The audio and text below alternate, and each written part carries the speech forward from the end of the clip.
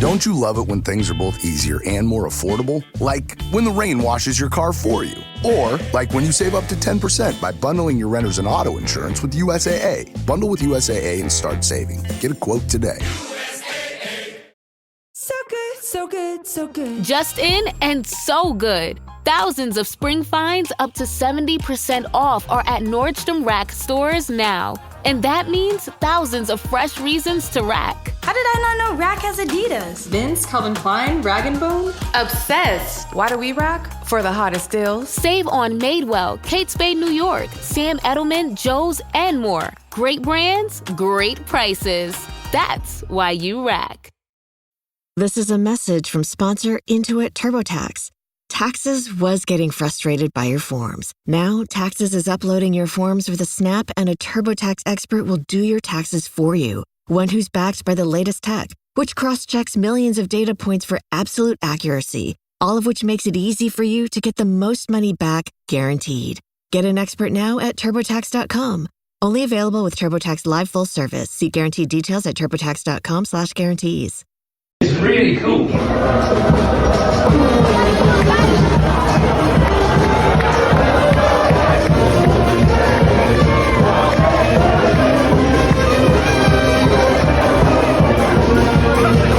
Bonjour, hello, and welcome to the Rosbiff Rugby Podcast, your one-stop shop for all things French rugby. Top 14, ProD2, Nationale, French national team, the European Cups, the cities, towns, restaurants, bars, food, people, stadiums, fans, you name it, we'll cover it.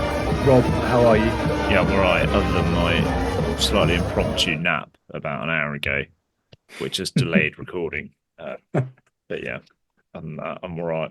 Very good. I don't know where that's come from. I think I did some exercise yesterday and some exercise today, and that seems to have well and truly finished me off. How long was said nap? Are we talking 20 minutes or kind of 2.5 hours? Nah, about half an hour, 40 minutes. It's not too bad. It's fairly acceptable. Under one half of Super Rugby. Very good. We started this weekend as well, obviously. It did, yeah. Not here to discuss. I did see a bit of the Moana Pacifica game, which I think was very much in the spirit of some of the French rugby that we'll get onto in a moment in terms of last-minute plays, points aplenty. Seemed like there was something in the air in the rugby world. Wasn't that like 47-44 or something? It was, yeah, last play of the game. And they're basically playing in what, from what I can tell, is a France Olympic Sevens shirt. Yeah, it was quite cool. It looks I've just seen a lot of photos on social media of Ali Surveyor wearing. Apparently, it's inspired by the original Pacific Islanders, like the first kit that they ever wore. But it looks a lot like a tricolor, very similar to what Antoine Dupont won Olympic gold in.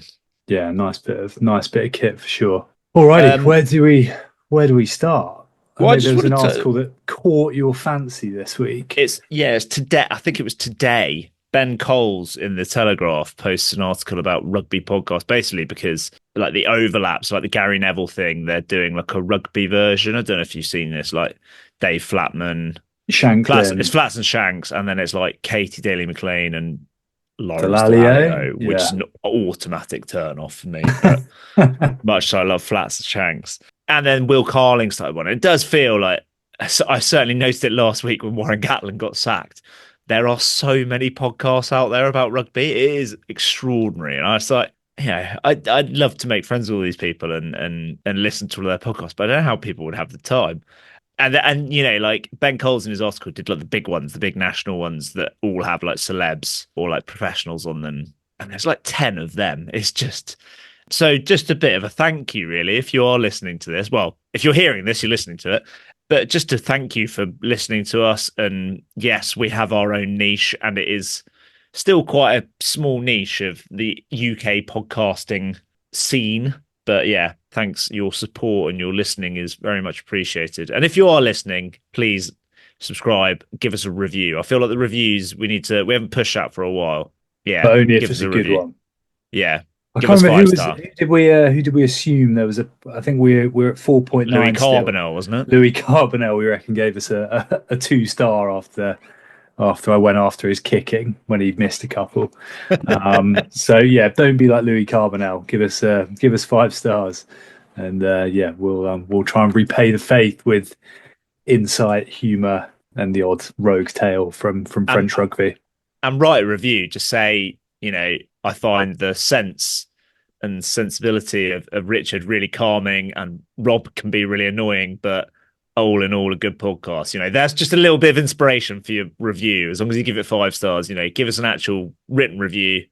I don't think we've got any other than me saying it's really good for French rugby or something like that on Apple. But there is one on Spotify. R. Graham.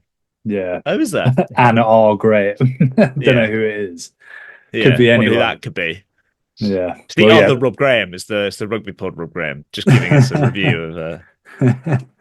Not like the you hear of. Oh no, I was going off on a proper tangent then about historian who got like delisted from some sort of academy for bagging all of his like competitor historians' books on Amazon, just saying they were like poorly researched and crap. Yeah. Anyway, but yes, to reiterate Rob's words, thank you for your continued support and listening, and do get in touch. We touched on it. I would say it is quite hard to stay in touch with French rugby because Premier Sports were not at their best this weekend. Just like, I think we called it out. I even said it's very rare that we're genuinely just a bit negative. And I was like, Leon Larache, I think last week's podcast, I was like, why have they chosen that? That's just, and it is like, it's quite hard to access because it is all online. I don't know. I personally am still a traditionalist of like, I have a Skybox. If I'm watching on my Skybox, it's all nice and fluid and everything works and it's nice. Whereas like having to get your laptop out and plug in and like. So I usually cast it off my phone, and it was fine when I was trying to cast Toulon v Montpellier on Saturday night. It was fine on my phone, and then when I cast it, it was flipping to the night before's action, which was Edinburgh v Zebra, which was a brilliant win for Zebra Parma, but not necessarily what I wanted to watch. When I was tuning into Montpellier and Béziers. I had that in the last 5 minutes yesterday with Clermont going for a try, and it suddenly switched to Racing v Stormers, like the deadest of dead rubbers in the Champions Cup. Amazing. This wasn't even a good game at the time. Like, come on. You have to admire it. But they do have a rugby channel. I'm hoping that will make its way onto the actual kind of listings for digital TV rather than just being online. And they'll show the NASCAR on a Sunday night rather than quite a good game like Clermont Toulon. Sorry. Anyway, and you make a good point about the Lyon La Rochelle game, because although it was a fantastic win for Lyon against a slightly weakened La Rochelle, it was undoubtedly the least engrossing of the weekend's action. It was a bit of a cakewalk. Fabulous weekend of top 14. We said before the start of the round, it felt like probably the closest in terms of the number of potential toss-ups, the number of potential away wins, and kind of so it proved. There were not many points separating the sides, certainly on Saturday, with the exception of Lyon. It was the least close game, wasn't it? It was weird because I was a bit funny going into the round, because I was kind of like, those games, those rounds, there tends to be one where like that's the big hitter. Like with football, like this weekend it was like Tottenham Man United. So, okay, that's the big Super Sunday. There tends to be one of those, and I feel like if there's one that doesn't have that, it's always a bit like, is this going to be a good weekend? But this was absolutely brilliant. Yeah, so I kind of thinking we might frame it as, because so much happened, who is looking upwards and looking up the league aspirationally, and who is, after this weekend, nervously looking over their shoulder. Yeah, it's a nice way of putting it. So I think looking upwards, we've sung their praises. Well, both the sides this year, Toulon and Bayonne, standing strong. Toulon with a really good away win against Montpellier, albeit at the Raoul Barrier in Béziers, which looked magnificent. Actually, it's a really cool stadium, isn't it? Really impressive. Yeah. Montpellier probably with the dubious honour of having been a team to play both a home and away game at the same ground in the same top 14 season. That cannot have happened very often. Quite impressive, that, isn't it? Unless there was a ground share, like in the Wimbledon Crystal Palace days. Down at Selhurst, yeah, that's a good point. They're both looking up. Bayonne, really good win over Bordeaux, which we'll get into a bit later. Cast got a draw away at Perpignan, but they seem to be heading in the right direction, even if their Have they scrum lost isn't. under Sidorni? I don't think they have yet. Is No. that the one? When did he come in? Did he come in? Because I was His looking at it. first game, I think, was Bulls in the Champions Cup. They Okay. So they've not lost in 2025. I know that. They lost the weekend on the 28th of December, but they've not lost in 2025. Yeah. The Sidorni era is upon us. So they're hanging in sixth, I think, aren't they? And probably looking up. I think they've got to be looking up because they haven't lost, and to get a draw away for a team that's, they've in that kind of unbeaten run this year, that includes an away win and an away draw, which is quite impressive for a team that historically is not always the best travellers. So I would put them on looking up. I'd put Bayonne on the way up, but like they've now kind of, partly because they've cleared a bit of space above fifth place, which is quite remarkable. But yeah, they didn't have a great start to the year either, did they? And they've come really good. Well, it was actually the reverse fixture against Bordeaux where I was like, "Are Bayonne rubbish?" And now it's actually, a few months down the line, are Bayonne actually really good? But we'll come on to that in a bit. Lyon, a point behind La Rochelle, and only 2 behind Cast, have certainly got a lot of the ingredients, haven't they? And should be a few in a row now, I think. Having been winless for a long, long time, they're now unbeaten in 4 or 5, I think, in the top 14, maybe. But yeah, something like that. And I would put Van in there because they have gone back to back, and they are obviously now less than a win behind anyone else. So they might still. If you're bottom, you can only look up, but there's positivity there. Definitely. Should we go into the basement battle at the bottom? There is a lot of rugby to go, more than I thought there was actually looking at the fixture list. But it's the most compressed at any stage the bottom 5 has looked at any point during this season. Yeah, so I think we've got 6 points separating Perpignan and Pau in 10th and 11th, and Van at the bottom. It is looking squeaky. Yeah, but then equally, Pau are only 6 points behind. Pau are equidistant between Van in 14th and La Rochelle in 7th. Yeah, which is a similar position to where Lyon were. I think they were equidistant between bottom and barrage going into the weekend.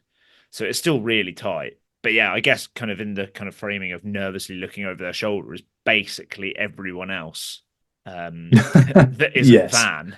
I'd say I think Montpellier will be fine. I think that was just a pretty good Toulon team, and there weren't a lot of concerns there for me.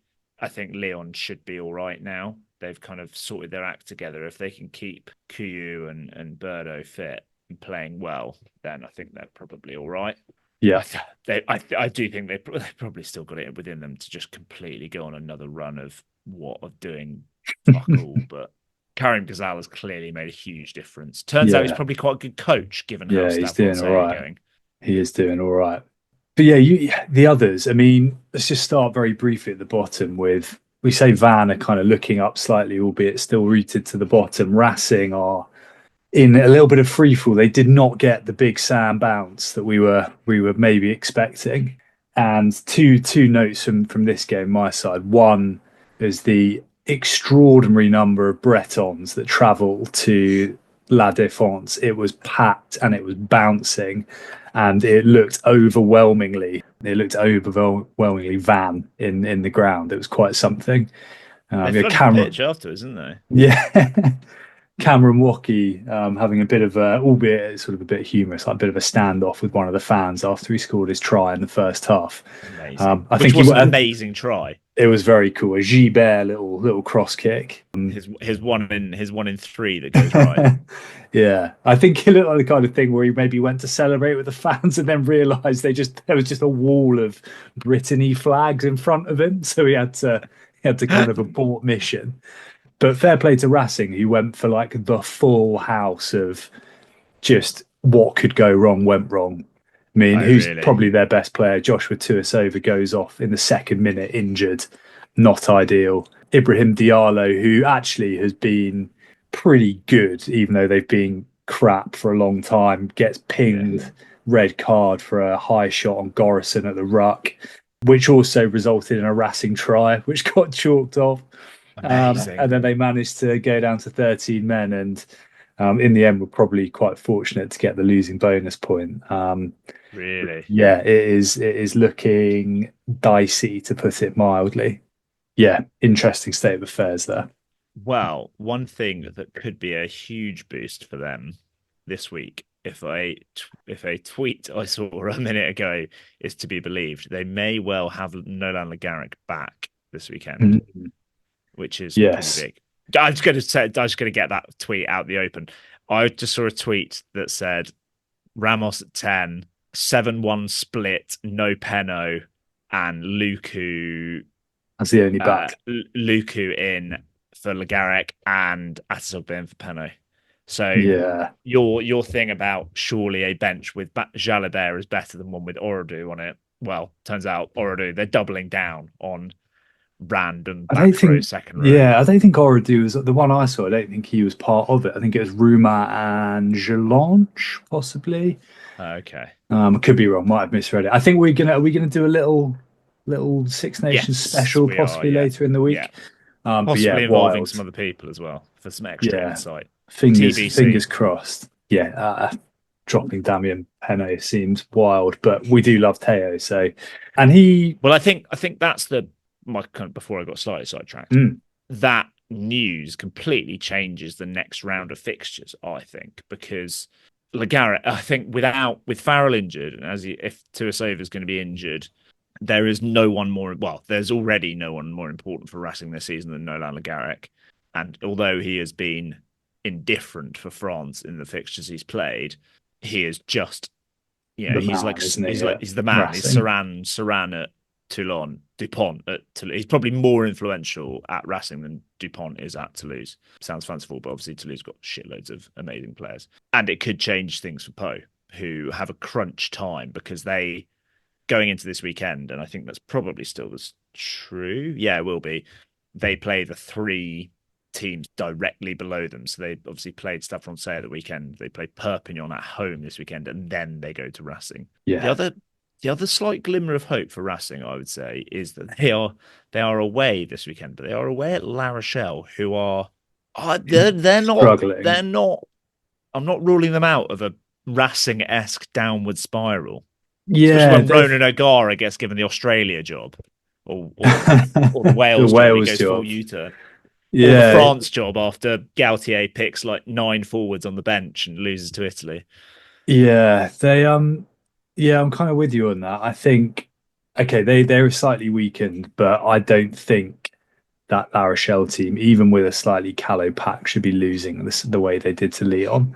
It was an utterly insipid performance. Yeah, it really was. Although there was a candidate, if you haven't seen it already, for own try of the season. It's an absolute beauty with a little in-goal offload to the opposition outside centre.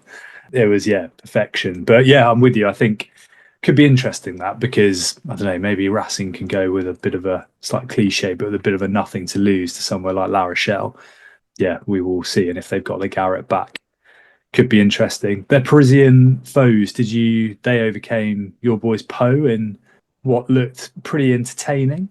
A back and forth game for sure. Pau got out to a pretty decent lead and then suddenly Stade were kind of in charge. Stade it was almost like the Northampton game. They just had a period where they just became like South Africa in both World Cups combined. They just became completely dominant up front. There are a couple of gifts from Pau. Like the first Makalou try, the penalty, and it's penalty like on the 22. He taps and goes, and he's basically 5 meters out before anyone's even moved, which is partly because of his pace, but he's just off and away. I kind of I went back and looked at it. It was like, has he even gone from the mark? And he's behind the mark. So, and there was also a new man, Carmen Tuipulotu, who looked like he carried quite well.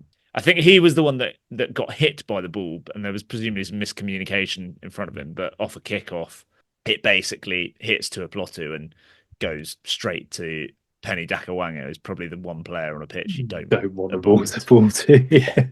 Yeah, interesting. Which is 2 tries, which is just an absolute like gifts. Yeah. The Makaloo, the other try off the base of a scrum. Well, that might have actually been his first one. There's almost like no defense. He is very quick off the base, but there is almost no defenders there. The news there, though, is Brad Webber has dislocated his ankle. I saw a post, and he said it was at 180 degrees. Well, I assume he means 90, surely not 180, but he put a photo up on his Instagram of quite an aggressive scar that he's had from his surgery. So it's probably season done. I'd imagine that season done, and they have not had any game time in anyone else at 9, really. Forsands has played a bit, but has looked very rusty when he did. So it was almost like the inverse of Le Garrett coming back for Racing. For Webber to come back to go at Stade Francais is a big one. Yeah, that is massive. I would have said, I didn't know that, I must say, and I would have said, if put a gun to my head and said which of that bottom 5 would I be most confident of making up ground and staying up, I would have probably said Stade, because they've sort of turned things around a little bit at home, but as you've pointed out quite a lot throughout, like the Carbonell Webber axis has been absolutely integral to that. Although I think it was Zach Henry who played on against his former club on Saturday. Yeah, the Zach Henry played derby. really well. From what I could tell, like the best, because he had a big time out of injury. Yeah, he's also looked a bit rusty at times this season, but he actually looked pretty good this week. But I think you're right. Like they've got enough ingredients. They just seem to not turn it on at the right times. Yeah, or enough. But when they are on it, if you've got Van der Mescht, Gabriag, Makaloo, Briat, that's a big physical. And then Halai Fanua, they've got a lot of big blokes. And you may have seen the clip doing the rounds on social media of the maul after one of the. So they basically had they just scored like 2 maul tries. So, and then the kickoff goes, and it's a 50-meter maul that. Yeah, and Tanguy Vali goes to the bin for a diving tackle at this maul. Penalty try given on the halfway line. It was going absolutely. Yeah. It was a bit unfortunate as well, because I don't know if it was Tanguy Vali who was the initial tackler, but like he just gets the poor lad is like isolated on his own. It's like a 6-man rolling maul with one bloke like trying to hold up the whole thing, and no one can get round in time. It's amazing. I think there's like Oradu, like your proper day one tackle school when you're 7 years old, like on low to the ground, like arms wrapped, like trying to get them over the shoulder of a maul that's already done 40 meters. He's just like properly like go low to take them down sort of style tackle of a maul. It's like a couple of 130 kilo blokes in it. But on a more serious point, that's a worry for Poe, because you mentioned there that it looked a really good side. It looked as strong as Poe have looked in a really long time. Yeah, it was about as strong as Nogel Gadza, but it's Whitelock back. Jog Poku at 6, I think, is a good shout. Bit of physicality. The back line is pretty much full strength. Could argue you could have Timur Manu in at 12, but to have Gaetan, Atizogbe, Simmons, Maddox, Aymeric Luke all playing, you've got, Poe do not have that many international players, but they've currently got 3, and all 3 of them played, which is bloody useful in that sort of game. But the fact they conceded 2 tries like round the fringes, they just seem so weak round. Like if it's obvious to me watching highlights in a foreign language, it must be pretty blindingly obvious to Paul Gustard or Lauren Labite or whoever, or Patrice Colazo in a couple of weeks, that they're just maul time and round the ruck. They are just weak, which is kind of why I would say Poe are nervously looking over their shoulder, and why someone like Stad is in a better position, in a more you're backing them to stay up, because the pack is going to when it gets a bit nervy down the bottom of a league, if you've got a pack to work on. What they do have though is someone who they've got a goal kicker, which can also be very, very important. They've got a goal kicker and they've got a couple of real try scorers. Like Gaetan, I think I saw today, he's the youngest player to score 25 tries in the top 14 at 22, which is, he's 22-year-old centre. Primarily, it's impressive. Got an eye for the line, as they say. Just a final word to round out the guys at the bottom. You mentioned there the importance of a robust pack. Perpignan, we went to Castres v Perpignan earlier in the year. It was a pretty even battle up front, two big front rows in particular. But Perpignan, Kieran Brooks, and particularly your man Georgie Berrier did an absolute number on the Castres scrum. Yeah, poor old Levan Chilichava conceded three penalties, got sin-binned in the first half. And they were on skates, which is not something you see very often from a Castres pack. Berrier really got stuck into him. Did see that Berrier made the Midi Olympique team of the week. Yeah, I saw another team of the week from one of the kind of Instagram accounts that had Brooks at tight head. So yeah, and that's been a bit of an area of strength for them. I haven't seen that Castres game, but in recent games they have shown that, which is when you're not scoring. They're not scoring any points. I think they're still only 2 tries a game at home and conceding one try a game. Only scored 1 try in this. They were so they're now under 2 per game. Yeah, and going into this game, they were 7 conceded from 7. So yeah, and they've got Tommy Allen, or they won't have him this weekend, which is quite key. Although he did miss the conversion, didn't he? Which ultimately could have cost them. Yeah, LeBrun missed a couple as well. So yeah, probably evened out. But yeah, good, pretty handy weapon to have in the front row. Talking of scrums going backwards, at the top of the table, we had 2 scrums getting beaten up well and truly, and they were the top 2 teams in the league getting beaten up. Very quickly, Toulouse, Clermont were absolutely dreadful, apart from their scrum, which was brilliant. But they've got real injury. They had I think they'd used all 3 backs replacements before half time. So Raka went off. Mawala, who came on, looked pretty out of shape and looked like he wasn't moving freely, went off. Having come on as a sub. Tozan also went off. So that's 3 quality players for them gone off, and they just didn't have much. They just didn't have much at all. Junot is a weird player. I don't think he's currently living up to his potential. Yeah, but they were really good up front. Akaladze, if that's the right one. Yeah, Abeladze is the guy at Montpellier. One. Yeah, Akaladze and I can't remember who was on the tight head side. It wasn't Montagne, but yeah, Akaladze did an absolute job on your mate Dorian, who is back in the France squad, rewarded with probably a game in Rome at the weekend. I saw that. It was a vintage Dorian Aldekiri. An old school. That probably means he'll probably be man of the match on Sunday. Yeah. So how it goes, isn't it? He was just waddling around, giving away penalties at the scrum. I think he dropped a ball that was a simple catch. What a legend. Grau was amazing in that game, and Flamont came on at the end and he was great. And Castro Ferreira is back from injury and looked very, very heavily involved. Fantastic. That was cool. Paul Cost has gone off the ball, but yeah. Of the televised games, the game of the weekend was the Bayonne v Bordeaux one, which was fascinating for Bayonne, really giving it to Bordeaux in the first half, especially up front. Luke Tanguy absolutely destroying Hugo Boniface and getting him hooked at around the half an hour mark, and Swan Cormenier doing a proper job on Big Ben, who has also been having his struggles. Struggling, isn't he, at scrum time? Yeah, he hasn't been quite the same for this season. Certainly in a Bordeaux shirt, he's struggled at scrum time quite a bit, hasn't he? Yeah, they gave away 3 or 4 penalties in the first half at scrum time. Cormenier is good though. That reliable top 14 prop just seems to be a bit rock, granite every week. Gets a lot of minutes. Yeah, impressive player. Great name as well. Yeah, anyone called Swan I feel like is a good bloke.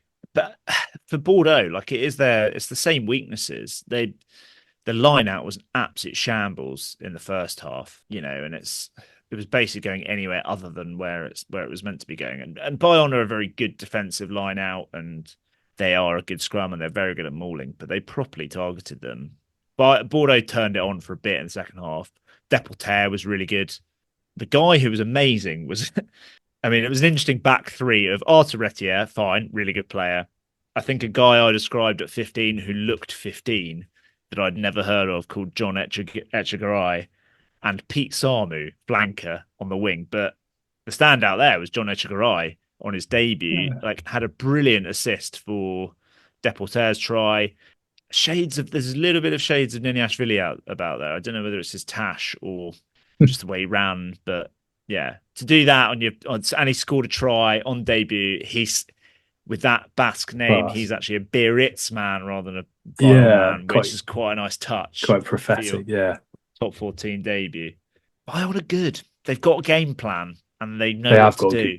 Yeah, they really do. They've got a kind of blueprint, haven't they? And it seems to fit. That is win penalties up front, and our fly half, whichever one it is going to kick them from anywhere within 50 meters, basically. Yeah.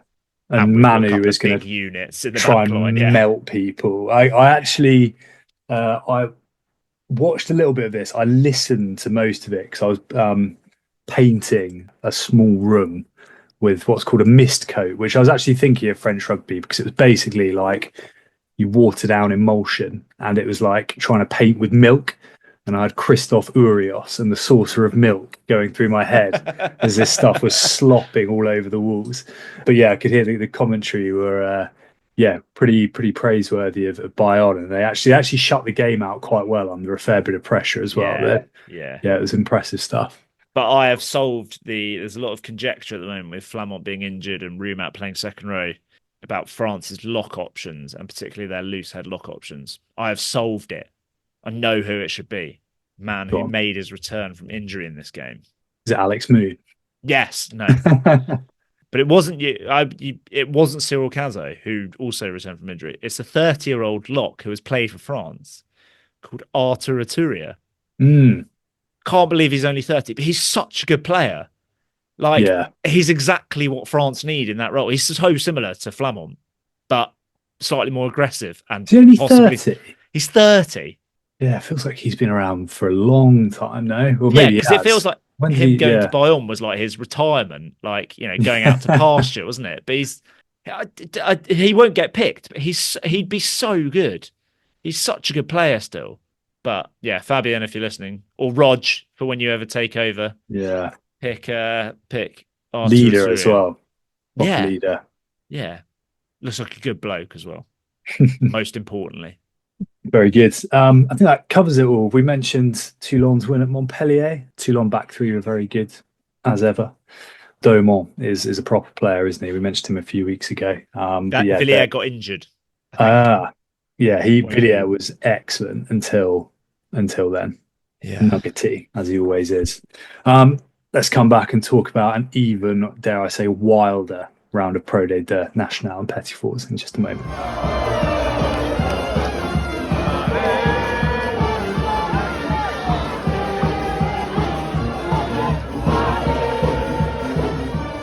In everyone's favourite third tier of French rugby, Nationale was delivering the goods yet again, albeit there weren't too many shocks across the board. Good wins for Albi, Carcassonne, Rouen away at Langon, Suresnes, unfortunately cancelled against Rugby Carcaran-Hier-Le-Crau, in spite of their amazing 200-0 victory the week before against the under-11B team. I can't remember the side you mentioned, but it sounded quite good fun.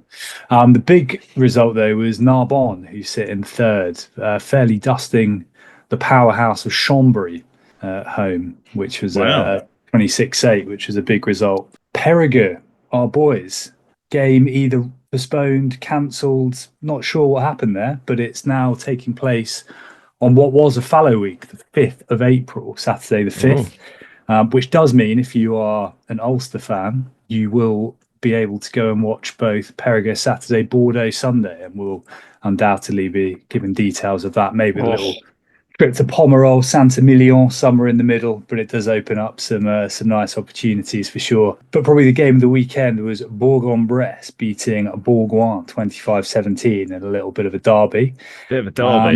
And shout out to follower, friend of the pod, Edward Leatherby, who sent us some cracking footage from the ground of what looked like some great kind of nice lilac stash, two fabulous looking like ProD2, Nationale style grounds.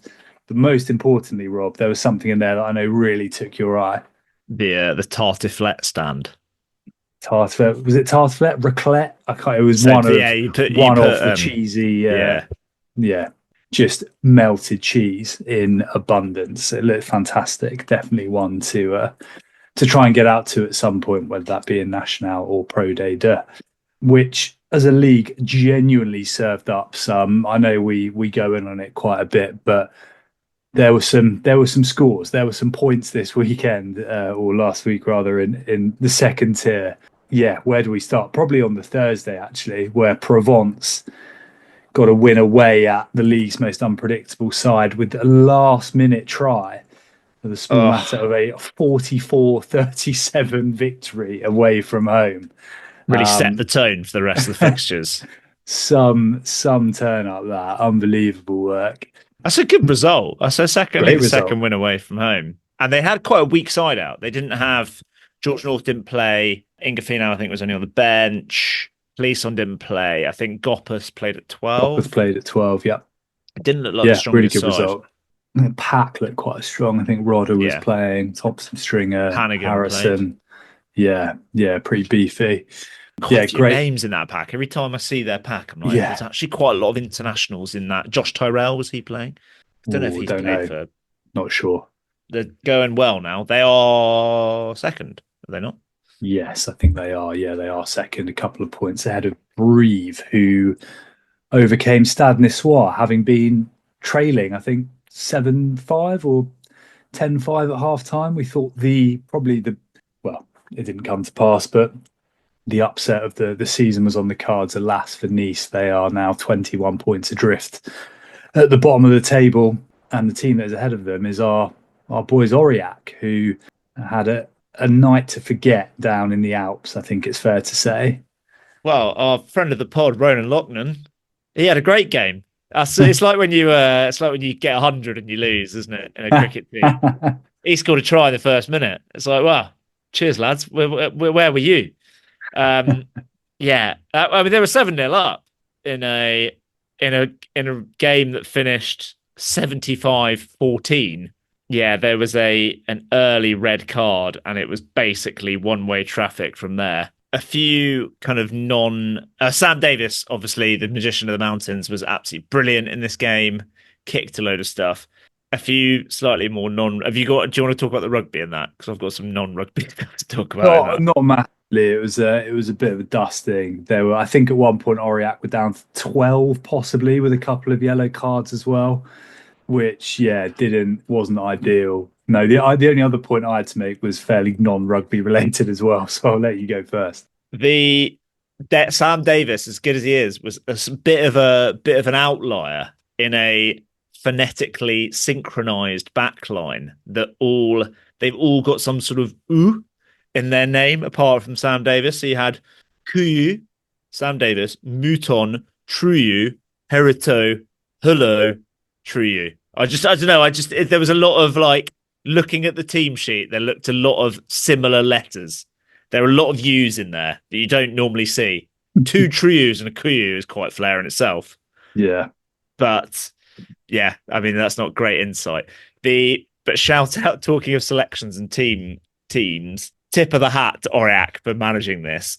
They had 5 Frenchmen in the starting 15 and 9 in the match day 23.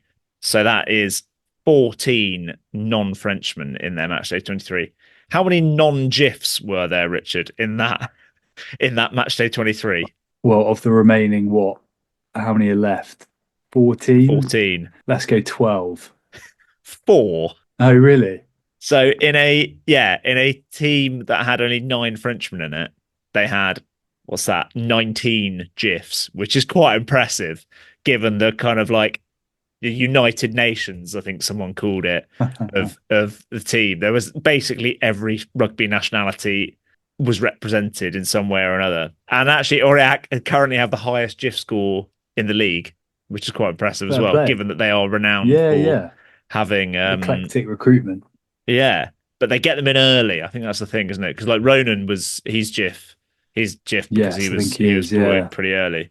I'm also your mention of the cards. I'm now desperately trying to find that tweet. Is that what you're going to talk about? Well, I think there were 3 or 4 yellows and 2 reds in this game. There was another game that I know you want to talk about later, where at one point the opposition were down to 12 as well. Yeah.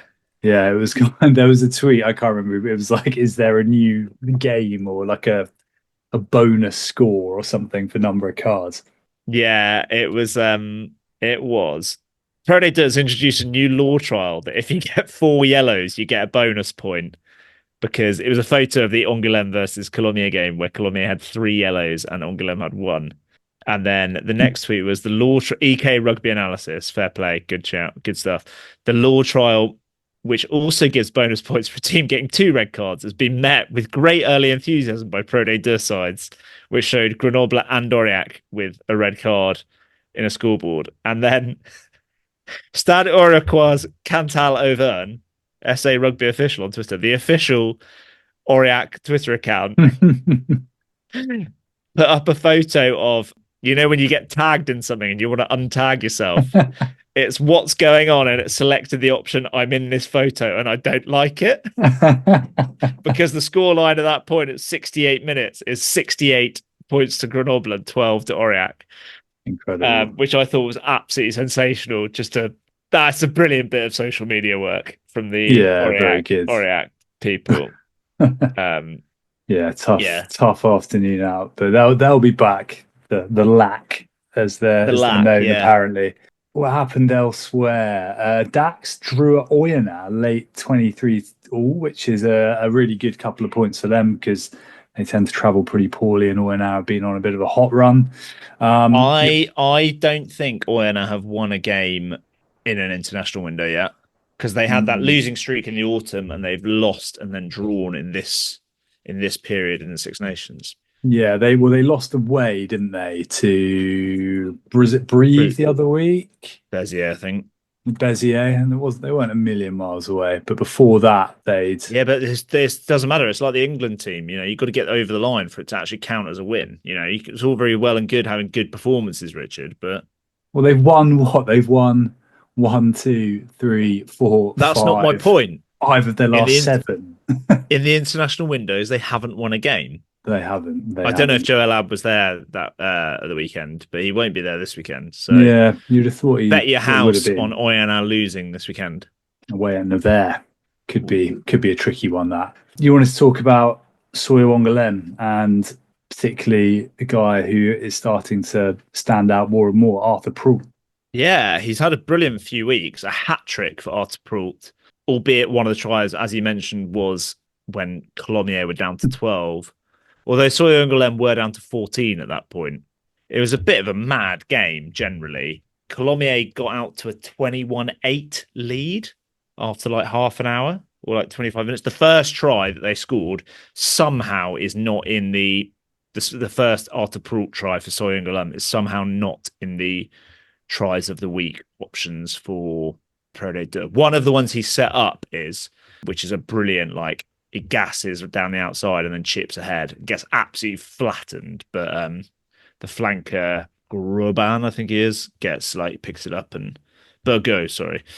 But the first try that Arthur Proult scores is a brilliant, brilliant set piece move. I think he is actually playing right wing at that point because Tilsley's come on. But the way that Tilsley and Botica fix the defence, and a really, really hard dummy line from Mathis Lafont, the other centre, is brilliant. And then it gives the space for Proult, and he's still got quite a lot to do, but he just shows the timing of it. It's on Sax V's Instagram page and I think it's on their Twitter as well. Like, it's a brilliant set piece move. Beautiful to watch. But yeah, they weren't flawless. There was a loose pass from Ben Botica. They got to 21-8 down at the 30-minute mark, as I said. Colomiers then got 3 yellows in 6 minutes, which is extraudry work. Pretty good going, yeah. While also Sax V Masabaka also got a yellow card. So something happened. There wasn't a full replay available on the website, so I couldn't see what those yellows were because they weren't in the highlights, which is a bit annoying. Ben Botica scored a nice try. There's a lot of Colomiers a lot of Colomiers defenders falling over in this game, and that was an example of one. And Ben Botica just saw the gap, and yeah, he still got it. The Masabaka try is also fantastic. It's like the Makalu one from against Poe, but with about 20 more meters to run. Yeah, just the accelerate. I think you mentioned after we'd seen him in the Dax game, just a bit of dynamism and a level of pace that for someone of that weight shouldn't be available. And it's just he absolutely. Still not sure I'd buy that 18.5 stone. Like, is he that? Is he that? I mean, he's obviously not small, quite is he? But set. Yeah, that's prop heavy though, isn't it? But yeah, he can shift. He really can. He burns the blindside flanker for Colomiers. Like, it just gets beyond him, and then he's got enough pace to get through everyone else. He's not with the Scotland squad this weekend. He's fully released back to Soyungalam, which is be quite a cool story to see him put a Scotland shirt on. But it would be. Yeah, their little inside ball as well from Botica for the Prawl hat-trick try is just glorious. It's worth watching the highlights because there's some brilliant tries in that game from Soyungalam. Yeah. Poor old Biarritz, when it rains, it pours. They've gone 5 on the spin. 5 losses on the spin, having had a great start to the season. They've had blokes sacked, suspended, fighting, all sorts going on. Pulled together a pretty brave performance away at Valence, who don't lose many at home and have been on a good run of form, only to concede in the 82nd minute.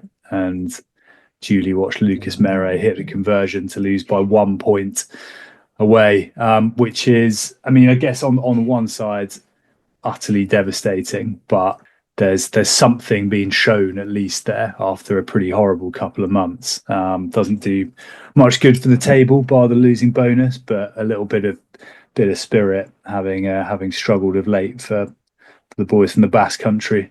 That's 7 losses in a row though now. Just a 7. word, you mentioned the points table there. We were umming and ahhing last week. We were talking about fake news in the tables. I got a resolution on this. I did some digging. So in mid-December, they were fined €5,000 and 5 point. They got a 5 point deduction for the admin thing. So at that point, they were on 40 points after beating Nice in round 14. I think they nilled them, actually. They went down to 35 points. They appealed in early January. And then at the end of January, it was in Rugby Rama on 31st January. The Appeals Commission reduced their punishment to 1 point with a further 3 suspended. I don't know why. When are those going to kick in? What have they got to do to have those flare up? But ultimately, they are net -1. So at the end of round 20, at the end of round 18, I think it was in the break, they went back up to 39 points. But that result on Friday was their first league point since round 14. They hadn't got a bonus point. So they've gone from 35 to 39 only by virtue of their reduction in the fine, which is you can lose 7 in a row, but that's pretty poor. And Nice, to be fair, I think haven't got a league point since like round 12 or something. Yeah, and they now have to host Brive in that fated Friday night slot. We're at 20 from 20 after Argens, after all those points, all that drama, 3 or 2, the third and fourth most successful sides in French history played out of 40-0 in Argens after a point average aggregate of 60 points or something. The best thing about that as well is of all the teams that got to get nilled, right? So going into, obviously this round was absolutely mad. Highest point scoring round this season. Before round 20, the second highest try scorers in the league were Béziers. The second highest point scorers in the league were Béziers. And in the round where there were more points than any other this season, they scored exactly 0. Which is, if you need anything else to cap off it. Yeah, if you need anything else to cap off the madness of ProD2, it is that. Yeah, wild. But that is probably, looking ahead to this week, probably the most interesting of the fixtures, because as we've reported plenty of times, nobody still has won in that Friday night, the late kickoff. Brive go to Biarritz, who admittedly have flattered to deceive a little bit in the last couple of months. But could it happen? What do you reckon? I think it could, I think it could. Or for Biarritz, it's exactly what they need. Definitely beating Oy now. The Ver got pumped by Montauban, so their good run of form is at an end. They're now back, looking over their shoulder. It's tight, isn't it, at the bottom of that table? Yeah, it's what I like. I mean, bar Nice, who obviously been cut adrift. We've got what 7 teams within 6 points. It's congested and then some. Interesting But fair. Soyunga have opened up a little bit of a gap over seventh. So that top six, Montauban are now 6 points clear of seventh. So they're looking pretty good for the barrage. They're actually only 5 points behind Provence. Montauban looking pretty good. Yeah. But yeah, God, genuinely fascinating round. All sorts going on. Cards. Any points. other games that I think Aurillac v Argennes is an absolutely massive game coming up this weekend. Yes, yeah, because Argennes, they're only 2 points ahead, but they could really get dragged in. I don't know how Valence are still 14th. I feel like they win every week now. Maybe there's something we haven't seen. Dodgy points deductions. 15-point fine. Yeah, something like that. All right, we'll come back in just a moment for some Petit-Fours and Digestifs.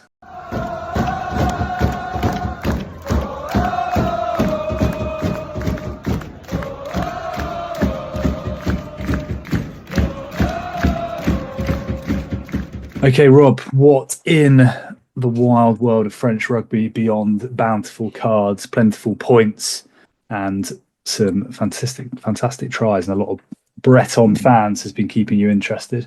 I just want to point of order that because I just found a photographer on Instagram that was photographing, got a very good snap of Pete Samu getting taken out in the air in the Bayonne game.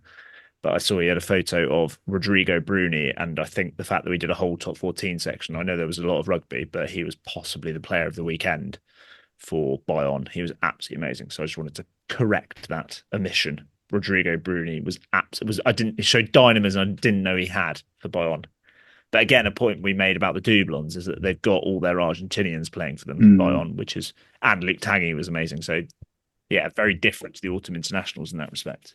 Do you want transfer rumours or do you want Van? Do you want Van? Always Van. So there were 2 lots of Breton versus Paris this week. Did you know that? I saw that it was Brest hosted Paris Saint-Germain, did they not? Yeah. And lost 3-0. Is that the Battle of the Butters? Paris-Brest Butter, isn't that a thing? Have I made that up? I don't know. We're calling it Battle of the Butters. But Van, we were wondering what Van had been up to we hadn't seen them for a few weeks. Well, I can tell you, Richard, they did a day out with the local fire service. Oh, very nice. And they were all dressed up in fireman's gears, being shown the ropes. Or shown the hoses, I guess, in a proper team building session with the local fire service, which looked like quite good fun, to be fair. Yeah, nice. In more Parisian news, it is all change in Paris in terms of grounds. So PSG aren't involved, but Paris FC are involved, who are currently second in Ligue 2. They currently play at Stade Sébastien Charletti, which is also the home of, it's quite central that. It's also the home of Paris University Club. I've watched Stade Francais play there. That was the first top 14 I thought game I'd heard of it. to. Yeah. I was trying to have a look at it on Wikipedia and I couldn't find anything on like the history. Paris University Club play there, which I feel like is a historic club, but they're currently in like Fédéral 2. So they're obviously not. I think what's his face? Mr. 8 out of 10. I think he played there, started his career there. Antoine Frisch. Okay. But yeah, a couple of clubs are on there, but they are apparently moving. Paris FC are apparently moving to Stade Jean-Bouin from next season to 2029. So presumably, if they're hoping to get promoted and getting a bit of a nicer stadium, but I can't really imagine the Stade Jean-Bouin as a football stadium. I don't know. It's just so pink. I don't know how that works with maybe they'll change it pitches. Not sure. And the other Parisian rugby team, or the main Parisian rugby team, Racing 92, are moving out of La Défense and they are renovate. They've had permission from the council in Colombes to renovate the Stade Yves du Manoir, which is where they were before and was a hockey pitch during the Olympics. And I think is currently like a multi-purpose community stadium, like most places in rugby grounds in France. But yeah, it's going to be 15,000 seater, whereas I think La Défense is like 23, I think. Yeah, but obviously pretty big. Mr. Lorenzetti, I think, that was a big move to kind of move it there. So to move out, I mean, this season's obviously been a bit of a shambles with Crete and the Olympic Olympics and all hangover. these gigs and stuff like that. Yeah. Is that not next season, the season after? Is that correct? I think the first games would be in 2027. Okay, so a little while off Yeah, then. it's the 27-28 season, Okay, I think. interesting. La Défense, I would always recommend people go to watch a game of rugby there. It is completely different and quite a spectacle. I know it's not the traditional French fair, but it's they do know what they're doing. It's pretty cool. And I think if Racing can actually pull together some performance, maybe it'll be an amazing Pro Day dirt ground. Yeah, if they can pull together some performances when it's a bit busier, it's a very cool place to watch rugby. I think they are still going to do 3 games a season there or something like that. Okay. So I guess same as like Toulouse at the football stadium. Makes sense. Talking of Toulouse stadiums, Pro Day 2 final tickets are on sale at the Stade Vallon Saturday, the 7th of June, which I'm sure will be an absolutely amazing day out, regardless of who ends up there. So if you want to see Sawyer, Angoulême and Montauban battle it out for a place in the top 14, Saturday, the 7th of June at Stade Vallon is where you need to go. Yeah, I saw today as well, I got an email about tickets for the top 14 final, which I think is the 28th of June. Ooh. And, well, more importantly, a competition to win a place on the pitch side sofa to watch the top 14 final. So, yeah, just get your feet up, a couple of beers at ground level. Yeah, good fad, but undoubtedly would be pretty cool for whichever lucky person wins that. Yeah. I've got a few transfer rumours, but have you got anything else? I've got a fun game for you. That strikes fear into you. Oh, it really does, particularly at this witching hour on a Monday evening. But I did see that there are rumours which don't make a huge amount of sense to me, or certainly not to you, in the reply you put around a potential like one-off Lions v France game in 2027 in a World Cup year. That makes no sense, does it? It makes no sense, but it's a great rumour. French, isn't it? And look, we've already got the itinerary. So if the FFR, if the Lions need a helping hand putting that together, need a few touring sides to start it off, just let us know. Yeah, hopefully Elgin will see that and he'll get onto it, and he can help propose our joint agenda. A few transfers. Facundo Issa is apparently going to Po. Yeah, I saw that. Him and Gorgadze in the same back row. He's found some real form. He was really good again on Saturday night. Yeah, he kind of went off the boil for a few years, but Tanguy Valu is off to Racing apparently. So he feels like quite a Racing player, doesn't he? Like is he a second row? Is he a back row? Fijian? Is he a winger? Yeah.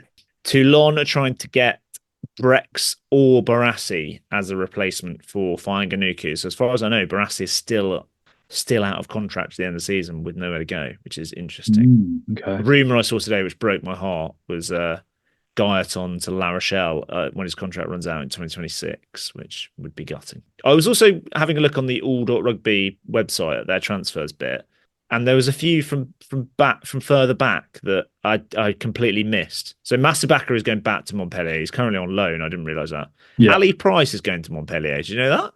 I feel like I saw something about this like months ago, but it was very much December. A rumour. I don't remember seeing a confirmation. I think it's been confirmed. Joey Manu, the Kiwi, I think he is, rugby league player who's currently playing in Japan, who is very, very talented, is apparently joining Racing 92 next season.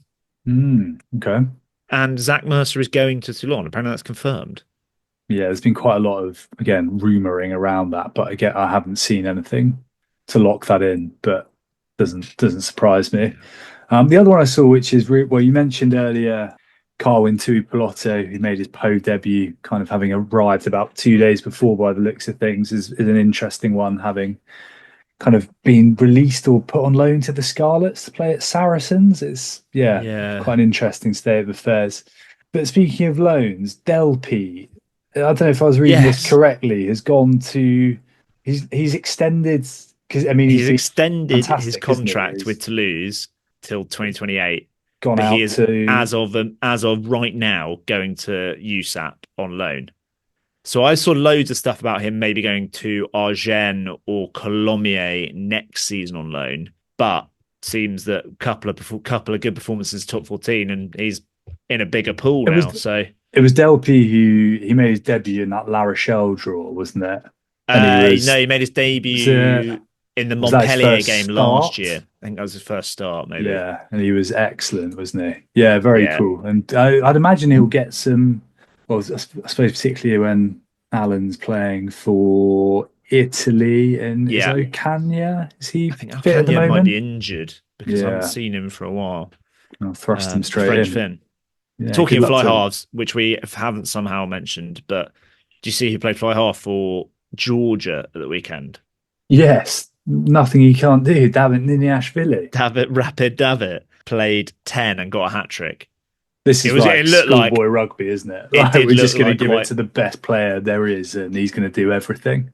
I caught like bits of the second half. Apparently, in the first half, he was a bit rusty, but or a bit shaky. But the bits I saw, it very much looked like schoolboy rugby, where he got the ball at 10 and did something outrageous and ran it in from about 50 meters. Yeah. Have you got anything else before I play this game with you? No, go on. Put me out of So- misery. In the one thing which probably may have passed you by because you are now in your 30s, but has been everywhere on social media this week, EA Sports Rugby 25 is out. Have you seen this? I have, yes. I've And- seen a little bit of the histrionics around it. Yeah. Christian Judge put out a very good post actually on his Instagram that's like, it was something like life goals achieved because he was looking quite trim in his avatar. I'm going to play a game with you of higher or lower or equal of the France players in Rugby 25. Okay. I'm going to start you off. Antoine Dupont has a player rating of 91. Is Nolan Le Garrec higher or lower or equal than 91? Lower. Correct. He is on 82. Is Mathieu Jalibert higher or lower or equal than 82? Lower. He is higher. Drink. Ah. He's on 84. This is the juicy bit. Roman Ntamack. Is he higher or lower or equal to 84? Was Galthie involved in these rankings? I'm going to go lower. He is equal on 84. Ooh. Yeah, very That's cop uncontroversial. out, that. What about Thomas Ramos? I think I saw something that Ramos was one of the. They had a list of like the top 20, and I feel like Ramos was up there, so I'm going to go higher. Ramos was on 88. So very the good. other members of the back three, Damien Penaud, higher or lower or equal than 88? Lower. He is also on 88. Okay. What about Gabin Villiers? Lower. Only 1 point lower. Somehow Okay. Gabin Villiers is on 87, which is one less than BLBRA. What about, well, we're doing the backs, but also a bloke that can play fly half, Thibaut Flamand. Lower, surely. Yeah, 82. The highest scoring forward that they've got on here, can you guess who it is in what Rugby Pass has put up? The Who's highest. highest scoring forward in the French team? Oh, in the French team, I don't. Oh, I'm going to go Antonio. Julien Marchand. Oh, fair play. Yeah. I did see on this though that the real kind of intrigue is away from the French team. Do you know what the top 5 is on the whole game? Is it like Owen Farrell? Number 1, Antoine Johnny Dupont Wilkinson. with Yeah. a rating of 91. I'm gonna go 5 because I'm gonna go fifth. Fifth, Elliot Daly with a rating of 89. What? Number 3, Anthony Watson with a rating of 90, who's just retired. Number 2, hooker at Sale Sharks, Tag McElroy. And the best of the bunch, this is beautiful. A guy who's been tearing it up recently for the Chicago Hounds. Number 4 is legendary fly half Tim Sweel. Wow. Has a rating of 90. Which They one What? Someone's hilarious. like mocked that up, surely. No, they haven't. Oh my God. It's legit. It's They clearly don't know what they're talking about because Teo Atasogbe is only 73 and he is not 14 points worse than Gabin Villiers. So I won't be buying Rugby 25. You can shove that. EA Sports. I did see a clip from it, and actually some of the players and some of the grounds looked pretty realistic. Yeah. Even if some of the ratings were a little bit awry. But there we go. Never been a video games man myself, so we'll park that. Right. Anything else? Or should we wrap up there? We will be back this week to talk possibly the most French thing ever of the Fabien Galthier selection for the Italy game, which could derail any plans to have sort of a logical preview about it. We will see what happens. In the meantime, you can follow us on X, on Threads, on Instagram, on TikTok, on Blue Sky. YouTube. You can follow on YouTube. TikTok, Instagram. Yeah. That's everything, I think. Blue Sky's good, though. I'm enjoying Blue Sky. Yeah. Ilta Daffith is very good on Blue Sky. So yeah, it's good flicking through Blue Sky feeds. I'm sort of getting used to it, not like every other tweet being some sort of rogue propaganda, dodgy adverts. Although there are fewer OnlyFans people liking our tweets, but I'm sure they'll come with us eventually. All right, we'll be back later in the week to preview the Six Nations. In the meantime, I've been Richard. That's been Rob. We have been the Rosbiff Rugby Podcast. Au revoir. Au revoir.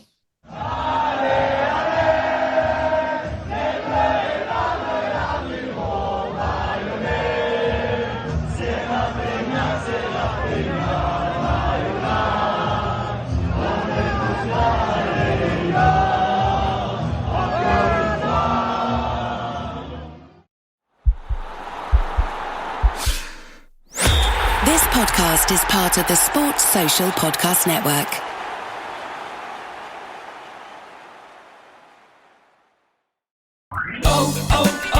O'Reilly. Check engine light on? Take the guesswork out of your check engine light with O'Reilly Veriscan. It's free and provides a report with solutions based on over 650 million vehicle scans verified by ASE certified master technicians. And if you need help, we can recommend a shop for you. Ask for O'Reilly Veriscan today. O'Reilly Auto Parts.